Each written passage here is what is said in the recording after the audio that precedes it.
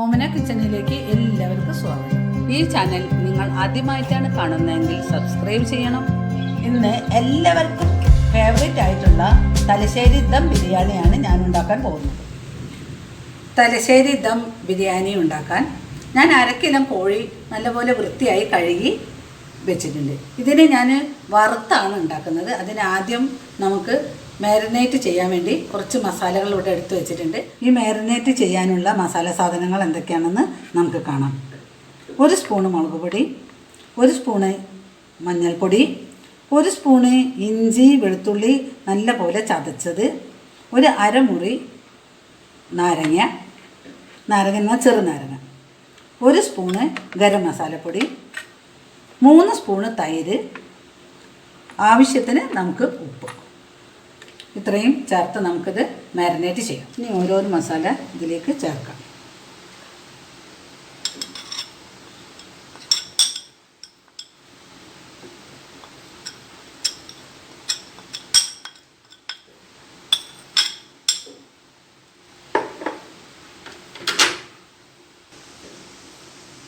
മുളക് പൊടി, മഞ്ഞൾപ്പൊടി, ഇഞ്ചി വെളുത്തുള്ളി ചതച്ചതിൽ ചേർത്ത് കഴിഞ്ഞ് ഇനി ഒപ്പം തന്നെ ഗരം മസാല,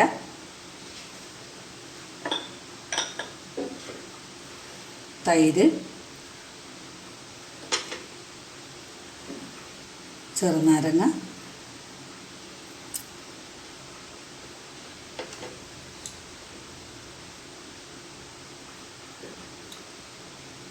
ഉപ്പ് ഇത്രയും ചേർത്ത് നമുക്ക് നല്ലപോലെ ഇത് കുഴയ്ക്കാം. ഈ സ്പൂൺ കൊണ്ട് കുഴച്ചാൽ എല്ലാ സ്ഥലത്തും ഒരുപോലെ ഇതിൻ്റെ മസാല ചേർന്ന് പിടിക്കില്ല. അത് കാരണമാണ് ഞാൻ കൈകൊണ്ട് ഇത് കുഴയ്ക്കുന്നത്. നിങ്ങൾ വിചാരിക്കുന്നത് എന്താണ് കൈകൊണ്ട് കുഴച്ചുണ്ടാക്കുന്നതെന്ന്. അത് എല്ലാ വശത്തും ഒരുപോലെ ആവാൻ വേണ്ടിയാണ്.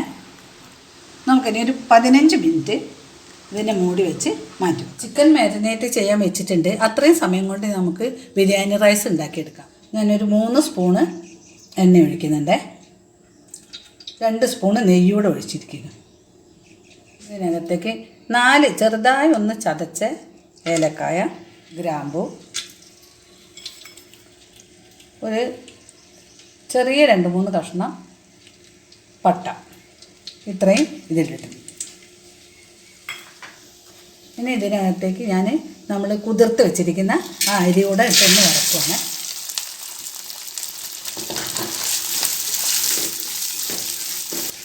ഞാൻ ഈ ബാസ്മതി അരി 1/2 മണിക്കൂർ നേരം വെള്ളത്തിൽ കുതിർത്താണ് എടുത്തിരുന്നത്. ഞാനിവിടെ ഒരു ചൂടുള്ള വെള്ളം, നല്ലപോലെ ചൂടുള്ള വെള്ളം 3 കപ്പ് അരിയാണ് ഉണ്ടായിരുന്നത്. ഇത് അര കിലോ അരി 3 കപ്പ് അരി ഉണ്ടായിരുന്നു. ഇതിന് 6 കപ്പ് വെള്ളമാണ് ഒഴിക്കുന്നത്.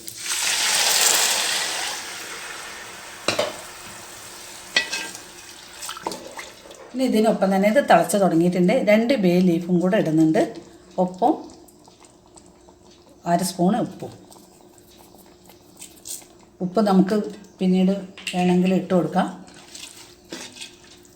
ഇനി ഇത് വെള്ളം നല്ലപോലെ വറ്റി പാകത്തിന് വേവായിട്ടെടുക്കും. അതായത് വെന്തലിഞ്ഞ് പോകരുത്. ഒരു 1/4 ഭാഗം വേവ്, ഒരു ശകലം വേകാൻ ബാക്കി ഇരിക്കുന്ന തക്കത്തിലായിരിക്കണം ഈ ചോറിനെ നമുക്ക് വേവിച്ചെടുക്കാം. നമ്മുടെ ചോറ് വെന്തിട്ടുണ്ട്. ഇനി ഒരു ശകലം വേകാൻ ബാക്കി ഇരിപ്പുണ്ട്. അത് നമുക്ക് ഇറച്ചിയുടെ കൂടെ വേവിക്കാം. ഇനി നമുക്ക് ബിരിയാണിക്കുള്ള മസാല ഉണ്ടാക്കാം. പട്ട, ബേ ലീഫ്, ഗ്രാമ്പു, പെരുംജീരകം, നല്ല ജീരകം, കുരുമുളക്. സാജീരകം ചേർത്താലാണ് ഈ തലശ്ശേരി ബിരിയാണിയുടെ ടേസ്റ്റ് വരുന്നത്. അതാണ് ഏറ്റവും പ്രധാനപ്പെട്ടത്. ഇതാണ് സാജീരകം. ഇത് അതിൽ ചേർത്തിരിക്കണം. ഇതൊരു സ്പൂൺ എടുത്തിരിക്കുന്നു ഞാൻ. പിന്നെ ഇത്രയും ഏലക്കായ, പിന്നെ ഒരു ചെറിയൊരു കഷ്ണം ജാതിക്ക, ഇത്രയും സാധനം. ഇതിനെ നമുക്ക് നല്ലപോലെ ഈ ചീനിച്ചട്ടിയിലിട്ട് നല്ലപോലെ ചൂടാക്കിയെടുക്കാം. ഇനി ഇതിനെ നമുക്ക് ജാറിലേക്കൊന്നും പൊടിയാൻ പറ്റിയില്ലെങ്കിൽ നിങ്ങൾ അമ്മിയിലൊന്ന് ചെറുതാക്കി പൊടിച്ചെടുത്താൽ മതി. ഒരു 6 സ്പൂൺ എണ്ണ ഞാൻ ഒഴിക്കുന്നുണ്ട്. ഇത് നെയ്യും റിഫൈൻഡ് ഓയിലും കൂടി ചേർന്നതാണ്. രണ്ടും കൂടി പകുതിയാണ്. 3 സ്പൂണ് റിഫൈൻഡ് ഓയിൽ, 3 സ്പൂണ് നെയ്യ്. ഇനി ഇതിനകത്ത് നമുക്ക് ബിരിയാണിക്ക് വേണ്ട ഉള്ളി വറുത്തെടുക്കാം. ഇതിലേക്ക് കുറച്ചിട്ടെടുക്കും. ഞാൻ ഈ ഉള്ളി ഫ്രൈ ചെയ്യാൻ 4 വലിയ ഉള്ളിയാണ് എടുത്തിരിക്കുന്നത്. ഇത് മൊത്തം ഇട്ടിട്ടില്ല, പകുതി ഇതിലിട്ടിട്ടുള്ളൂ. ഒന്നിച്ചിട്ട് കഴിഞ്ഞാൽ പിന്നെ കരിഞ്ഞു പോകും. ഉള്ളിക്കകത്ത് ഒരു ശകല ഉപ്പ് പെട്ടെന്നൊന്ന് വഴന്ന് വരാൻ വേണ്ടിയിട്ടാണ്. ഈ ഉള്ളിയെ നമുക്ക് ഗോൾഡൻ ബ്രൗൺ ആവുന്ന വരെ വറുത്തെടുക്കണം. ഇത് ഗോൾഡൻ ബ്രൗൺ ആയിട്ടുണ്ട്. നമുക്കിനി കോരിയെടുക്കാം. ഇനി കൂടുതൽ ചോപ്പായി പോയാൽ അത് കരിഞ്ഞു പോകും. പിന്നെ ചോറിലെല്ലാം ഒരു കറുപ്പ് കളറായി കാണും. ഇത് നമുക്ക് കാണുമ്പോൾ തോന്നുന്നത് നല്ലപോലെ ഫ്രൈ ആയിട്ടില്ല. ഇത് തണുക്കുമ്പോൾ ശരിയാക്കുള്ളൂ. നമ്മുടെ ഈ ഉള്ളി ഫ്രൈ ചെയ്തെടുത്ത ഇത്രയും എണ്ണ ബാലൻസ് ഉണ്ട്. ഇതിലേക്ക് നമ്മൾ മാരിനേറ്റ് ചെയ്ത് വെച്ചിരിക്കുന്ന കോഴിയെ ഒന്ന് ചെറുതായിട്ട് ഒരു 50% അതിലൊന്ന് വറുത്തെടുക്കണം. ഒരുപാട് വേഗം അതൊന്നും എണ്ണയിലൊന്ന് ഫ്രൈ ആയിട്ട് എടുക്കാൻ പറ്റും. പിന്നെ മസാലയിൽ കിടന്ന് ഒന്നുകൂടെ വേവും.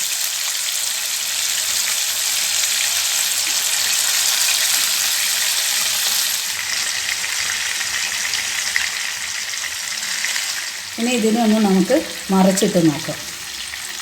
ഇത് നല്ല ബ്രൗൺ കളറായിട്ടുണ്ട്. ഇനി ഇത് വെന്തിട്ടുണ്ട്.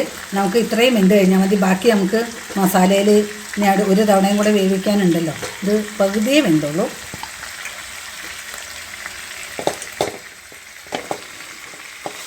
നിങ്ങൾ ഒരു തവണ ഇങ്ങനെ ഈ എണ്ണയിലൊന്ന് ഫ്രൈ ചെയ്ത്, ഒരുപാട് എണ്ണയൊന്നും ആവില്ല, ഒന്ന് വറുത്തിട്ടൊന്ന് ചെയ്ത് നോക്കണം. നല്ല രുചിയായിരിക്കും.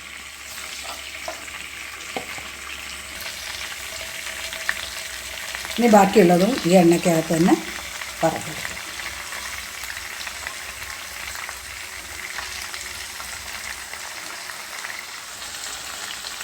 രണ്ടാമത്തെ നമുക്ക് ഈ കോരി എടുത്തേക്കാം.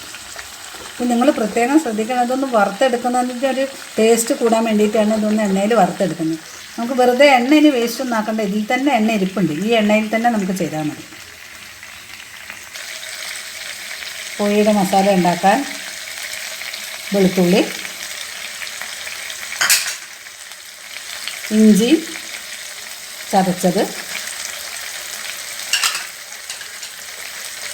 പച്ചമുളക് ചതച്ചത്. ഒരുപാട് അരഞ്ഞു പോകരുത്. പച്ചമുളക് നമ്മൾ ഇങ്ങനെ ചതച്ചാൽ മാത്രം മതി.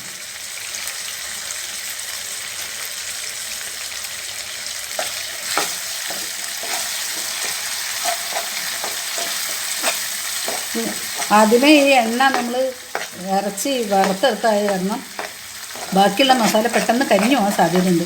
ഒന്ന് ശ്രദ്ധിച്ച് ചെയ്തേക്കണേ. ഇനി നമുക്ക് കറിവേപ്പില ഇടാം. കറിവേപ്പില ഞാൻ കുറച്ച് കൂടുതൽ ഇട്ടിട്ടുണ്ട്.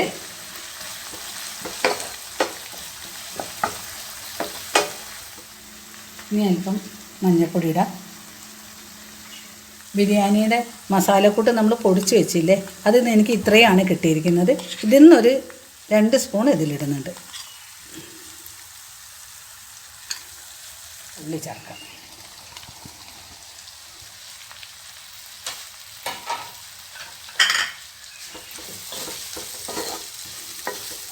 തീ അല്പം കൂട്ടി കൊടുക്കാം.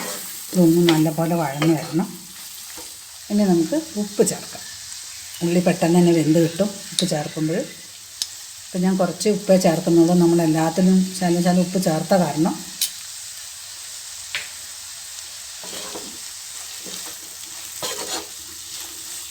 ഉള്ളി ചെറുതായിട്ട് വഴന്ന് വന്നിട്ടുണ്ട്.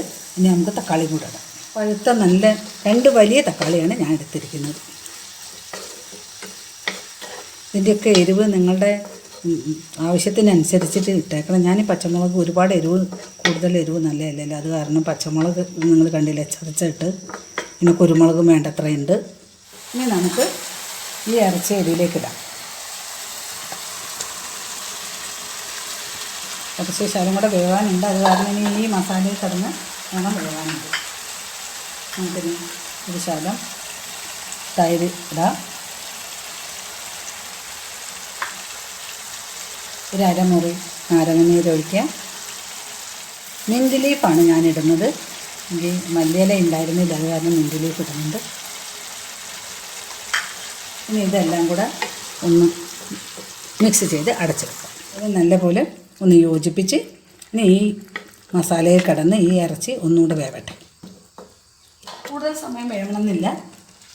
ഒരല്പം വെന്ത് കഴിയുമ്പോൾ നമുക്ക് ചോറ് കൂടെ ഇതിനെ ചേർത്ത് ഇനി ചോറിൽ കുറച്ച് വേവാൻ ബാക്കിയിരിപ്പുണ്ടല്ലോ. ചോറും ഇറച്ചിയും എല്ലാം കൂടെ നല്ല റെഡിയായി കിട്ടും. മസാലയ്ക്കൊപ്പം തന്നെ നമ്മൾ ഒരു പ്രത്യേക കാര്യം ചെയ്യുന്നത്, നമ്മൾ വറുത്ത് വെച്ചിരിക്കുന്ന ഉള്ളി ഉണ്ടല്ലോ, ഫ്രൈ ചെയ്ത് വെച്ചിരിക്കുന്ന ആ ഉള്ളിയിൽ നിന്നും കുറച്ച് നമുക്കിതിലേക്ക് പൊടിച്ച് ചേർക്കാം. അതാണ് ഈ തലശ്ശേരി ബിരിയാണിയുടെ ഏറ്റവും ഒരു പ്രധാന ടേസ്റ്റ്. നമുക്ക് ഒരു 10 മിനിറ്റ് അടച്ച് വെച്ച് വേവിക്കാം. ഇനി നമുക്ക് നമ്മുടെ ഇറച്ചി വെന്തോ നോക്കാം.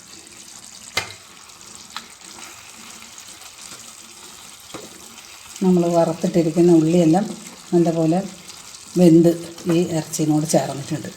ഇനി നമുക്കിതിന് ഉപ്പുണ്ടോ എന്നുകൂടെ ഒന്ന് നോക്കാം. ഉപ്പൊക്കെ പാകത്തിനാണുള്ളത്.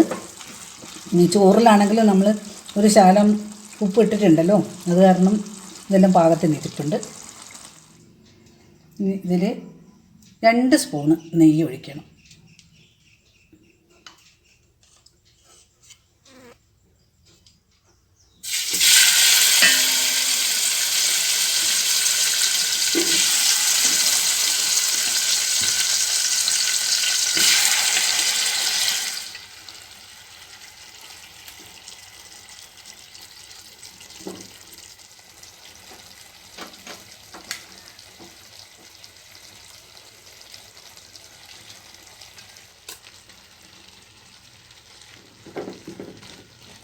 പാലിനകത്ത് ശകലം മഞ്ഞൾപ്പൊടി ചേർത്ത് ഞാനൊരു കളർ കിട്ടാൻ വേണ്ടിയിട്ടാണ് ഒരു സ്വല്പം ഇതിൻ്റെ മേലെ ഒഴിക്കുന്നുണ്ട്.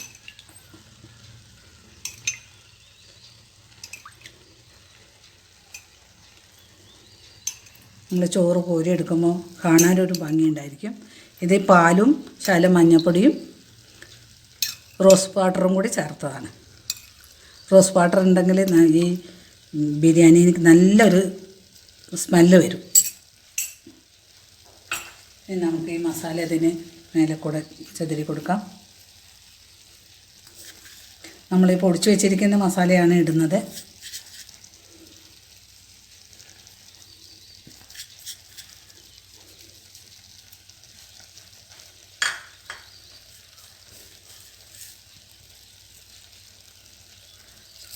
കുറച്ച് മിൻറ്റ് ലീഫ് ഇടുന്നുണ്ട് മേലെ. പിന്നെ നമ്മൾ നെയ്യിൽ വറുത്ത് വെച്ചിരിക്കുന്ന അണ്ടിപ്പരിപ്പും മുന്തിരിയും കൂടെ ഇതിൻ്റെ മേലെ ഇട്ട് കൊടുക്കാം.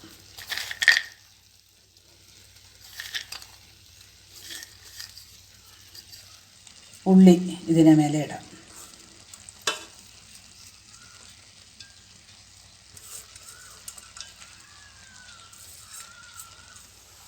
ഈ മൈദ ഇങ്ങനെ കുഴച്ച് നല്ലപോലെ ഇതിൻ്റെ മൂടി നല്ല ഫിറ്റായിരിക്കാൻ വേണ്ടിയിട്ടാണ് ഇത് വെക്കുന്നത്. ഇനി ഇതിനെ നമുക്ക് നല്ലപോലെ ടൈറ്റാക്കി അടയ്ക്കാം. ഭാരമുള്ള എന്തെങ്കിലും ഒരു സാധനം ഇതിൻ്റെ മുകളിൽ വെച്ച് ദമ്മ് കൊടുത്ത് 5 മിനിറ്റ് വേവിക്കുക. ഇനി നമുക്ക് ഇത് തുറന്ന് നോക്കാം. നമ്മുടെ തലശ്ശേരി ദം ബിരിയാണി റെഡി ആയിട്ടുണ്ട്. നല്ല സ്മെല്ല് വരുന്നുണ്ട്. ഇനി നമുക്കിത് കോരി നോക്കാം.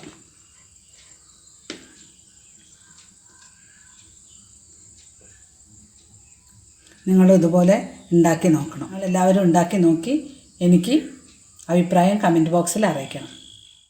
ഈ വീഡിയോ നിങ്ങൾക്ക് ഇഷ്ടപ്പെട്ടാൽ ലൈക്ക് ചെയ്യണം. നിങ്ങളുടെ കൂട്ടുകാർക്കെല്ലാം ഷെയർ ചെയ്യണം. താഴെ കാണുന്ന നോട്ടിഫിക്കേഷൻ ബെല്ലിൽ ഒന്ന് ക്ലിക്ക് ചെയ്തേക്കണേ.